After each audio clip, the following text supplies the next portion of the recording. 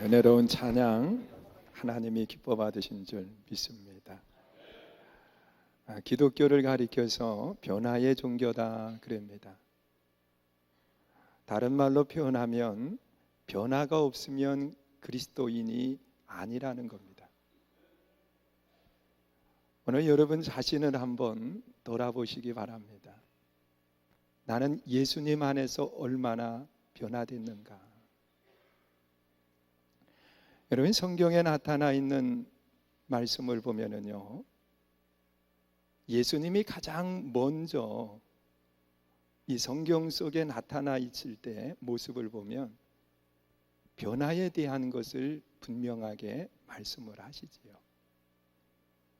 여러분, 누가복음 1장, 2장에 예수님의 모습에 대해서 키가 더하고 지혜가 더하고 사람과 하나님 앞에 사랑스러워 갔다 그랬습니다. 또한 요한복음 2장에 나타나 있는 예수님의 모습을 보면은요, 가나 혼인잔치집에 포도주가 떨어졌어요. 그랬을 때 물을 포도주로 바꾸시는 아름다운 역사가 그곳에 있었다는 사실입니다.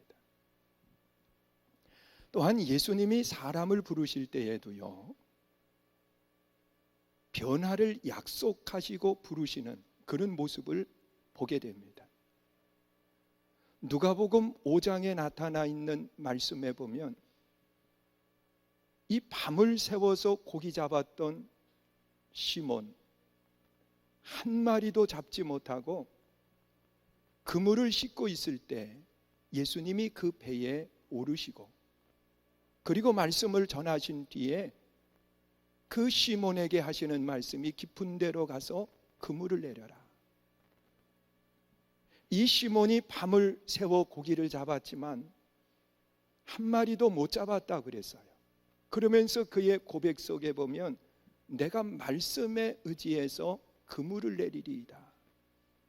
그리고 말씀에 의지해서 그물을 내릴 때에 그물이 찢어지도록 많은 고기를 잡게 됩니다. 그 잡은 고기를 배에 싣고 나와서 부둣가에 나왔을 때 이 시몬은 예수님 앞에 무릎을 꿇고 내가 죄인입니다. 나를 떠나달라고 고백을 해요. 그때 예수님께서 이 시몬에게 하신 말씀이 있습니다.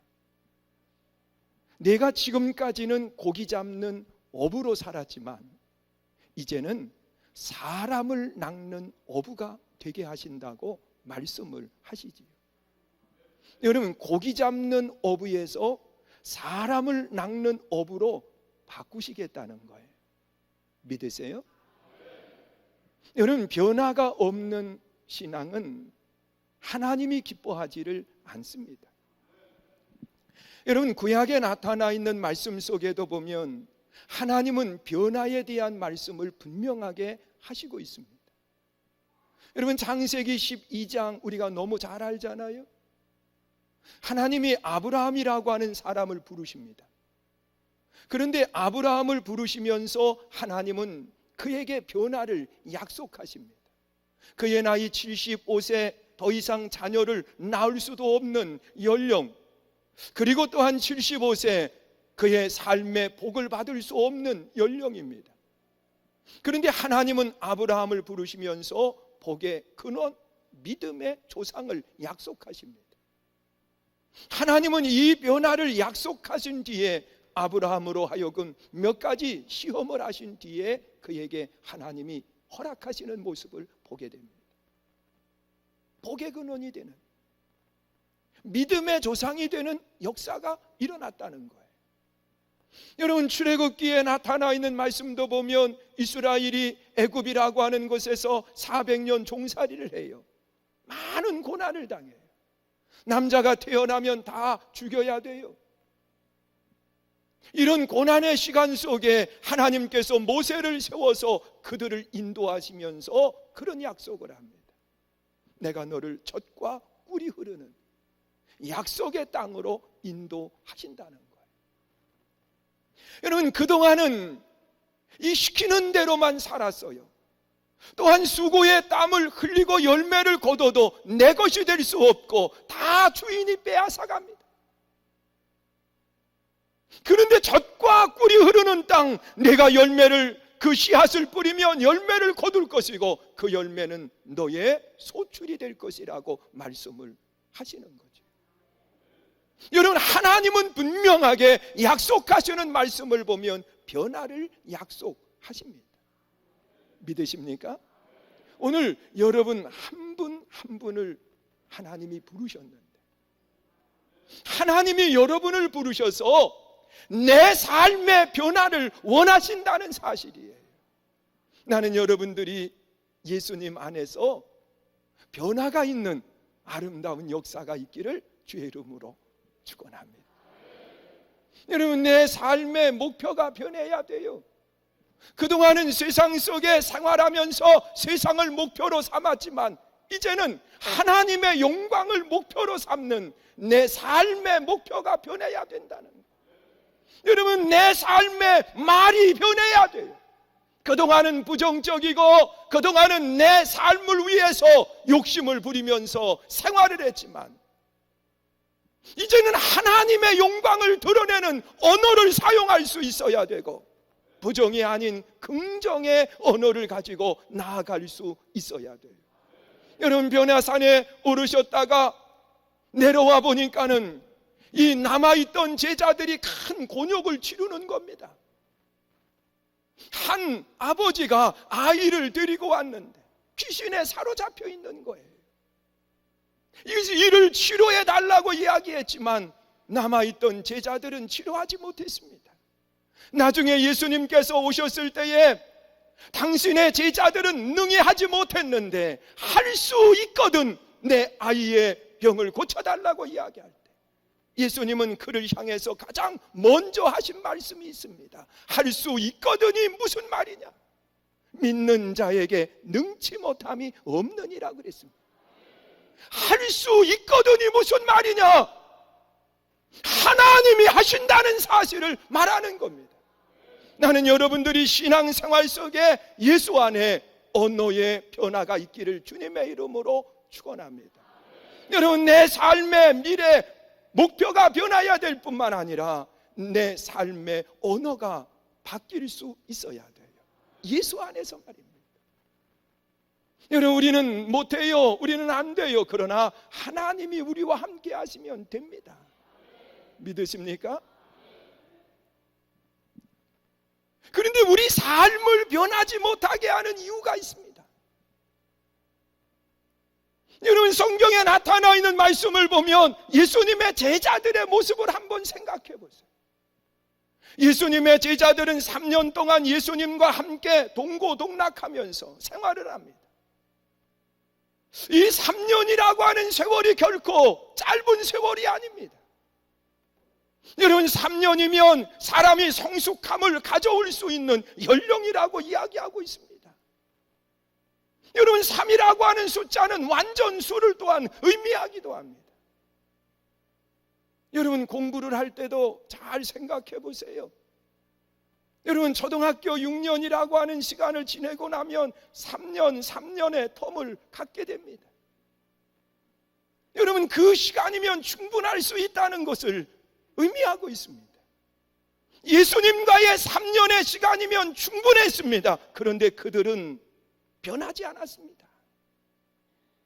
예수님이 십자가에 달려 죽으실 때에 예수님께서 십자가를 향해서 나아가시면서 제자들에게 그런 말씀을 합니다. 이제 내가 너희들과 함께 있지 아니하고 떠나야 된다는 겁니다.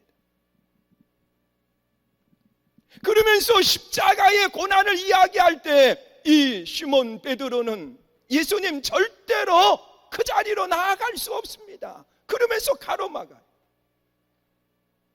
그때 이 시몬을 향해서 사탄아 뒤로 물러가라고 책망을 하십니다. 그리고 모두가 다 나를 떠날 것이라고 이야기할 때 시몬 베드로는 자신 있게 이야기합니다. 다른 제자들은 예수님을 떠날 수 있어도 나는 아니라고 그랬습니다. 그런데 이 시몬이 예수님이 십자가에 달리실 때에 3번씩이나 예수를 모른다라고 부인을 했습니다. 여러분, 3번째에는 저주하면서까지 나는 예수를 모른다고 그랬습니다. 그리고 떠나갔습니다. 이런 제자들에게 부활의 예수님이 찾아가셔서 그들에게 삶의 기회를 주시고, 그리고 제자들과 함께 40일 계시면서 그들을 또다시 가르치십니다. 그리고 승천하시면서 제자들에게 부탁을 하는데, 예루살렘을 떠나지 말아라. 아버지의 약속한 성령을 기다리라고 말씀하시면서 몇 날이 못되어 너희들에게 성령이 임하게 될 것을 약속을 하시지. 그리고 예수님은 승천을 하셨고 제자들은 예수님의 말씀을 붙들고서 예루살렘을 떠나지 않고 다락방에 모여서 합심해서 기도하는데, 그들 위에 성령이 임하시는 역사가 나타납니다. 이런 성령이 그들에게 불같이 임했을 때에 그들은 삶의 변화가 일어났습니다. 두려움 속에 떨었던 사람들이 담대하게 복음을 전할 수 있었고, 그리고 또한 죽음이 두려워서 예수님을 3번씩이나 부인했던 시몬 베드로는요, 내가 예수님을 생각하면서 예수님처럼 내가 어떻게 십자가에 달려 죽을 수 있습니까? 나를 거꾸로 십자가에 못 박아 달라고, 그러면서 거꾸로 십자가에 못 박혀 죽었던 모습을 보게 되지. 두려움 속에 있던 그를 변화시키는 것이 뭡니까? 성령의 역사입니다. 믿으십니까? 오늘 예수 믿으면서 변화되지 않는 내 모습이 왜 이라고 생각합니까? 의지가 약해서요? 아니면 예수 믿는 횟수가 짧아서요? 무엇 때문에 내 삶의 변화가 일어나지 않습니까? 여러분, 성경에 나타나 있는 말씀을 보면 성령이 임하면 변한다고 분명하게 말씀을 하고 있습니다. 빌 브라이트 목사님은요, 사람이 변화를 갖게 하지 못하는 이유를 성령 충만을 받지 못했기 때문이라고 이야기하면서, 우리가 세상을 살아가는 여정 속에 성령 충만을 받지 못하게 하는 몇 가지 또한 이유가 있다는 겁니다. 그것을 반대로 생각하면 우리가 신앙 속에, 생활 속에 성령을 받을 수 있는 아름다운 모습이 어디에 있느냐? 가장 먼저는 하나님의 약속의 말씀을 믿고 행동으로 옮길 때 성령은 우리 안에 오신다는 사실입니다. 믿으십니까? 여러분, 예수님의 제자들이요, 예수님께서 그들과 함께 하시면서 하신 말씀이 있습니다. 예루살렘을 떠나지 말아라. 아버지의 약속하신 성령을 기다려라. 몇 날이 못 되어서 너희에게 성령이 임하게 될 것이라고 말씀하셨습니다. 여러분, 그 말씀을 들은 사람들은 120명이 아니에요. 그 말씀을 들은 사람은 500명이 넘는 사람들이 그 말씀을 들었다고 분명히 사도행전에 기록하고 있습니다. 그런데 성령 충만을 받은 사람들은 그 말씀을 믿고 예루살렘을 떠나지 아니하고 마가 다락방에 모였던 120명의 성도들이 성령의 충만함을 받을 수 있었습니다. 오늘도 마찬가지입니다. 우리가 하나님의 말씀을 믿고 그 하나님의 말씀을 내 생활 속에 옮길 때, 순종할 때 하나님의 역사하심은 나타나게 된다는 사실입니다. 여러분, 사람의 말에는 능력이 없습니다. 그러나 하나님의 말씀에는 능력이 있습니다.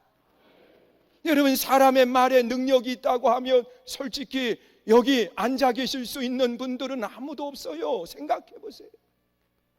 저도요, 여기 없어요. 왜냐고 하면 다른 사람인 나에게 그렇게 이야기하는 사람도 있습니다. 보기 싫은데 없어졌으면 좋겠다. 여러분, 그 말 나한테 안 할 사람이 있겠어요? 많이 있어요. 그러면 저는 벌써 그분 때문에 없어져야 되는 거예요. 뭐 여러분들은 나올 줄 알아요? 성도들끼리도 그래. 아우, 꼴도 보기 싫은데 데려도 안 가? 벌써 하나님이 다 데려갔어요, 여러분들이요. 그래도 말에 능력이 없기 때문에 우리가 이렇게 그대로 있는 거예요. 그러나 하나님의 말씀은요, 능력이 있어요. 여러분, 죽은 나사로를 향해서 예수님께서 뭐라고 말씀하십니까? 무덤을 가로막고 있는 돌을 치우라고 말씀하신 뒤에 나사로야, 나오너라! 이 말씀에 죽은 나사로가 무덤에서 벌떡 일어나 나오는 기적의 역사가 일어납니다. 여러분, 하나님의 말씀 속에는 능력이 있어요. 38년 된 병자에게 베데스다 연못가에서 물이 동할 때에 들어가면 누구든지 치료함을 받는다. 가장 먼저 들어가야만 치료함을 받는다고 말해요. 38년 동안 거기에 누워 있었어요. 아무도 넣어주지 않는다고 불평하고 원망하고 있었어요. 그런 38년 된 병자에게 자리를 들고 일어나 걸으라고 명령할 때에 그가 자리에서 벌떡 일어나는 역사가 일어났습니다. 여러분, 오늘 우리가 하나님의 말씀을 믿고 그 말씀 그대로를 행동으로 옮길 때 우리 삶에는 기적과 역사들이 일어납니다. 왜냐하면 말씀 속에 능력이 있어요. 할렐루야. 여러분, 하나님의 말씀은 살아 움직인다고 말씀을 해요. 골수를 쪼개고 또한 삶의 변화를 일으킨다라고 분명하게 말씀을 하고 있습니다. 우리가 하나님의 약속의 말씀을 얼만큼 믿고 있습니까? 여러분들이 정말 하나님의 말씀을 그대로 믿고 그 말씀을 내 삶 속에 옮기고 있는지 한번 생각해 보세요. 그냥 듣는 말씀은 들은 거고 성전을 나갈 때는 까맣게 잃어버리고 그리고 나가면 안 돼요. 여러분, 하나님의 말씀을 들을 때에 정말 사모하는 마음을 가지고 그 말씀을 들을 수 있어야 돼요. 여러분, 많은 사람들이 그 말씀을 들었지만 그 말씀을 그대로 행동으로 옮긴 사람은 많지가 않아요. 오늘도 많은 분들이 하나님의 말씀을 듣고 있어요. 그러나 과연 몇 명이나 그 말씀을 내 삶 속에 그대로 옮기는 생명이 있는 말씀으로 받아들이느냐 하는 겁니다. 나는 여러분 모두가 하나님의 말씀을 그대로 믿고 순종할 줄 아는 아름다운 삶이 있기를 주의 이름으로 축원합니다. 여러분, 성경에 나타나 있는 말씀을 보세요. 아브라함이 복의 근원 믿음의 조상이 되었던 것은요, 하나님의 말씀을 믿고 그대로 행동으로 옮겼을 때입니다. 여러분, 75세가 되었을 때에 하나님께서 아브라함에게 고향을 떠나라 그랬습니다. 여러분, 당시에 고향 떠나는 것은 죽음과 같아요. 그런데 하나님의 말씀에 의지해서 고향을 떠나는 모습을 보게 됩니다. 또한 약속의 자녀가 아닌 이스마엘을 낳았어요. 여러분, 이스마엘을 하나님께서 버려라 그랬습니다. 여러분, 약속의 자녀는 아니지만 그의 핏줄입니다. 유일한 핏줄이에요. 그런데 아브라함은 하나님의 말씀에 순종해서 그를 떠나보냅니다. 여러분, 100세에 난 아들 이삭입니다. 그 아들을 바치라고 그랬습니다. 여러분, 다른 것은 할 수 있을지 모르지만 약속의 자녀를 제물로 드리는 건 못할 일입니다. 여러분, 그런데 그 말씀에 의지해서 아들 이삭을 제물로 드리려고 할 때 하나님은 그의 손을 잡으시면서 하시는 말씀이 되었다. 네가 나를 사랑하는 건 이제 알았다. 그러면서 그 아들도 다시 돌려주시고 하나님께서 복의 근원 믿음의 조상이 되게 하시는 아름다운 역사를 이루셨습니다. 나는 여러분들이 신앙생활을 하면서 하나님의 말씀을 그대로 믿고 행동하는 일꾼이 되시기를 주의 이름으로 축원합니다. 말씀 속의 기적과 말씀 속의 역사가 일어나는 거예요. 여러분들이 왜 예수 믿습니까? 시간이 많아서요? 여러분들이 왜 여기에 나오셨습니까? 벚꽃이 떨어져 가서요? 아니에요. 하나님의 말씀을 듣기 원해서 이 시간에 오셨어요. 믿으세요? 그러면 하나님의 말씀에 집중하고 그 말씀을 내 가슴에 가장 깊은 곳에 새겨두고, 그리고 내 삶을 통해서 그 하나님의 말씀을 그대로 행동으로 옮기는 거예요. 거기 역사가 있고 거기 능력이 나타나는 거예요. 믿으십니까? 그리고 빌 브라이트 목사님은 그런 이야기를 해요. 성령 받지 못하는 두 번째 이유는 내 안에 더러운 것이 있기 때문이라고 말하고 있습니다. 죄가 있으면 성령은 내 안에 거하지 않는다는 겁니다. 여러분, 성령이라고 하는 것은 거룩한 영입니다. 거룩함은 더러움과 섞이지 않습니다. 여러분, 성령이 내 안에 거하시려고 하면 내 안에 있는 더러운 것을 내어 놓아야 됩니다. 그것을 가리켜서 우리는 회개라고 말합니다. 여러분, 회개를 통해서 나의 제약된 모습들을 한 가지, 두 가지 다 내려놓아야 돼요. 나의 부정한 생각, 나의 욕심, 또한 나로 인해서 어려움 당한 사람들에 대한 그러한 죄악된 것들을 다 내려놓아야 돼요. 여러분, 죄를 가지고 있는 한 성령님은 역사하지 않는다는 사실입니다.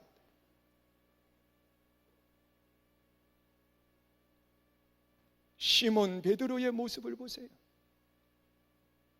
그가 예수님을 3번씩이나 부인하고 옛날의 직업으로 돌아갑니다. 갈릴리 호수에서 또다시 어부의 모습을 가지고 생활을 합니다. 이런 시몬을 예수님이 찾아가셨습니다. 그리고 시몬에게 예수님이 묻습니다. 요한의 아들 시몬아, 여기 이 사람들보다 나를 더 사랑하느냐 물으셨습니다. 예수님의 질문 속에는 아가페적인 사랑을 이야기했습니다. 내가 나를 위해서 죽을 수 있느냐는 겁니다. 내가 나를 사랑한다라고 말하면 정말 내가 하고자 하는 일들을 내게 이야기할 때 그대로 따르겠느냐는 겁니다. 그때 시몬은 예수님께 그렇게 이야기해요. 전에 같으면 이 사람들쯤이야, 이 사람들이 다 예수를 부인해도 나는 절대로 아닙니다, 이렇게 자신 있게 이야기했을 텐데, 시몬은 함께 있는 사람들을 전혀 언급하지 않습니다.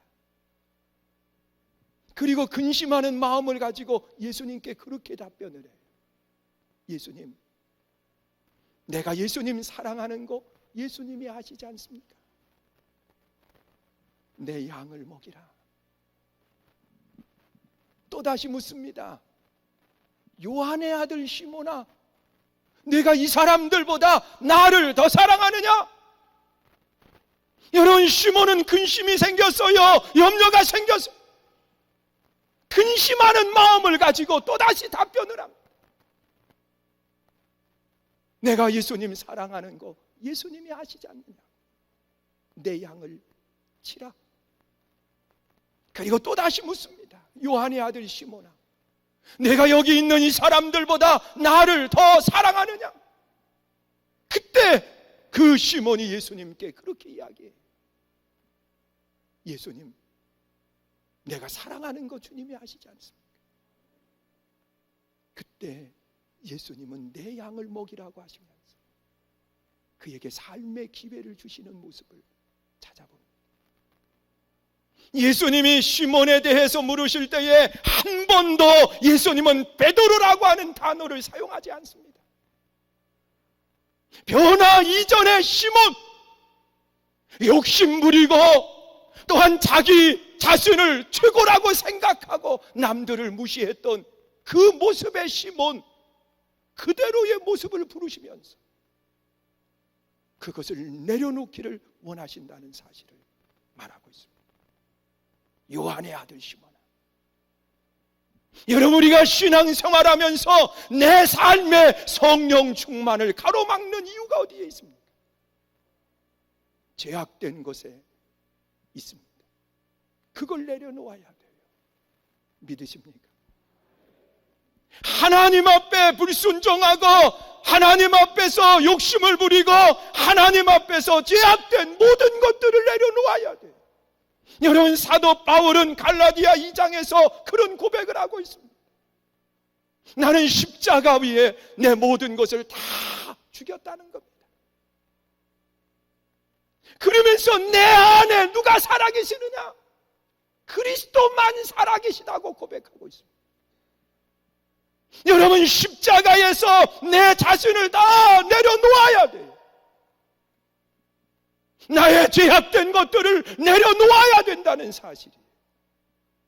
여러분, 죄를 가지고는 절대로 성령께서 역사하시지 않습니다. 그리고 또한 이 성령 충만을 가로막는 세 번째 요소가 있다 그랬습니다. 그것은 믿음의 부재입니다. 여러분, 우리가 믿음이 있다고 말하면서 정말 얼마나 믿음이 있는가 한번 생각해 보세요. 우리 주님은 겨자씨만한 믿음만 있어도 이 산을 들어서 바다에 던질 수 있다고 그렇게 말하고 있습니다. 이 믿음에 대해서 빌 브라이트 목사님은 그런 이야기를 했습니다. 어느 청년이 목사님을 찾아왔습니다. 목사님, 정말 겨자씨만한 믿음만 있으면 산을 들어서 바다로 던질 수 있느냐는 겁니다. 그때 그는 하나님의 말씀 그대로를 전했습니다. 하나님의 말씀에 보면 겨자씨만한 믿음만 있어도 이 산을 들어 바다로 던질 수 있다고. 근데 그 청년이 그 말씀 그대로를 믿었습니다. 그러면서 그날부터 기도하기 시작을 했는데, 이 청년이 교회를 오려면 산을 하나 넘어야 된다는 거예요. 근데 그 산만 없으면 교회 오는 시간이 행복한데 산을 넘어서 교회를 오려니까 너무 힘이 든 거예요. 그래서 그날부터 기도하기 시작을 했어요. 하나님, 저 산을 바다로 던져달라고 말입니다. 그러면서 그 기도 소리가 점점 커지는 거예요. 목사님이 그 말을 들으면서, 그 기도를 들으면서 불안한 거예요. 왜? 바다로 저 산이 옮겨져야 되는데, 저건 하나님의 말씀이지 현실이 아닌데 그런 생각을 가지니까 염려가 되는 거예요. 그러면서 그 청년도 기도하고 그 목사님도 하나님께 기도하기 시작을 했어요. 하나님, 저 청년의 기도가 하나님께서 응답해 주시옵소서. 그러면서 기도를 하기 시작을 했는데 교인들이 궁금한 거예요. 어떤 일이 생길까? 그리고 얼마의 시간이 지났어요. 그 청년이 갑자기 숨이 멎을 것처럼 헐떡이면서 목사님을 찾아온 거예요. 목사님! 깜짝 놀래가지고 목사님이 나갔어요. 산이 바다로 옮겨지고 있어요. 바다로 옮겨지고. 아니, 무슨 말이냐? 어떻게 산이 바다로 옮겨지냐고 그랬더니 하는 이야기가, 길을 내기 위해서 공사를 하는데 그 산을 깎아가지고 바다를 맨다는 거예요. 여러분, 믿음은 역사가 있어요. 할렐루야. 우리 신앙생활 속에 성령 충만을 가로막는 것은 뭐냐? 내 믿음의 부재예요. 믿지를 못하는 거예요. 정말 하나님이 역사하실까? 정말 하나님이 이루실까? 믿음이 없으니까 우리는 부르짖을 수도 없고, 믿음이 없으니까 우리는 기다리지도 않는 거예요. 여러분, 사람이 믿음을 가지면 부르짖게 되어 있습니다. 왜냐고 하면 확실하기 때문에, 부르짖으면 응답하신다고 하는 확실한 믿음이 있기 때문에 부르짖는 거예요. 그러나 믿음이 없이는 부르짖을 수도 없습니다. 여러분, 소경 바디메오가 예수님이 지나신다고 하는 이야기를 들었습니다. 그의 마음속에 믿음이 생겼어요. 예수님은 내 눈을 뜨게 할 수 있다. 그래서 그는 예수님 앞에 부르짖기 시작을 했어요. 다윗의 자손 예수여, 나를 불쌍히 여겨주세요. 다윗의 자손 예수여, 나를 불쌍히 여겨달라고 부르짖으면서 예수님께 간청할 때에 예수님은 가던 발걸음을 멈추셨습니다. 그리고 제자를 보내서 이야기하는 겁니다. 데려와라. 제자가 가서 이 소경 바디메오에게 한 이야기가 있습니다. 안심하라. 예수님은 안심하라고 말하지 않았어요. 데려와라 이야기했는데, 안심하라, 주께서 너를 부르신다고. 그때 소경 바디메오는 자기의 겉옷을 벗어던지고 예수님께 달려갑니다. 여러분, 겉옷이 뭡니까? 겉옷이 뭡니까? 소경에게 있어서 겉옷은요, 직장이에요. 생각해 보세요. 그 떨어진 옷을 입어야 누가 불쌍히 여기고 돈을 주고 가는 거예요. 그러니까 이 겉옷은 그 사람에게 있어서 직장과 같아요. 직장을 버린 거예요. 여러분, 겉옷은 그의 안식처입니다. 왜냐고 하면 덮으면 이불 돼요. 자기의 안식처를 버린 거예요. 또한 그의 겉옷이라고 그랬어요. 겉옷은 그 사람을 이야기합니다. 자기를 대변해 줄 수 있는 그것을 벗어던진 거예요. 그리고 예수님께 달려왔어요. 우리 주님이 물었습니다. 내가 내게 무엇하여 주랴? 망설이지 않았습니다. 보기를 원합니다. 보기를 원합니다. 그는 믿음이 있었습니다. 믿음이 있었기 때문에 부르짖었고, 믿음이 있었기 때문에 요청할 수 있었습니다. 내 믿음대로 되라. 할렐루야. 오늘 우리가 믿음을 가지고 하나님 앞에 부르짖을 수 있는 아름다운 일꾼이 되시기를 주의 이름으로 축원합니다. 그리고 믿음이 있는 사람은 기다립니다. 믿음이 있는 사람은 기다립니다. 올 줄 믿으면 기다리게 되어 있습니다. 여러분들은 약속을 하고 난 뒤에 믿음이 있다고 하면 그 약속된 시간이 지나도 기다릴 겁니다. 올 줄 믿고 말입니다. 그러나 믿음이 없으면요, 조금 기다려보다가 그냥 떠나갑니다. 여러분, 제자들이 믿음을 가지고 마가의 다락방에서 부르짖었습니다. 그리고 기다렸습니다. 기다리는 그들 위에 성령이 불처럼 임하는 역사가 일어났습니다. 여러분, 성령의 충만을 받았을 때에 그들의 삶에는 놀라운 변화가 일어났어요. 여러분, 예수 안에 변화를 기대하십니까? 어느 분이 그러더라고요. 아멘 하신 분만 된다고요. 할렐루야. 저는 그렇게까지 얘기는 안 해요. 왜냐고 하면 점잖은 사람이니까. 여러분, 변화를 원하십니까? 그러면 성령의 충만을 받으시기 바랍니다. 또한 성령 충만을 위해서 기도할 수 있기를 바랍니다. 여러분, 제자들이 성령의 충만함을 받았을 때에 그들의 삶에는 놀라운 변화가 일어났습니다. 여러분의 삶에도 동일한 거예요. 성령의 충만함을 받을 때 우리는 변합니다. 성령 충만은요, 하나님의 말씀을 믿고 순종할 때, 또한 성령의 충만함은 내 안에 더러운 것을 내어버렸을 때, 성령의 충만은 믿음으로 부르짖고 믿음으로 기다릴 줄 알 때 성령은 역사한다고 말씀합니다.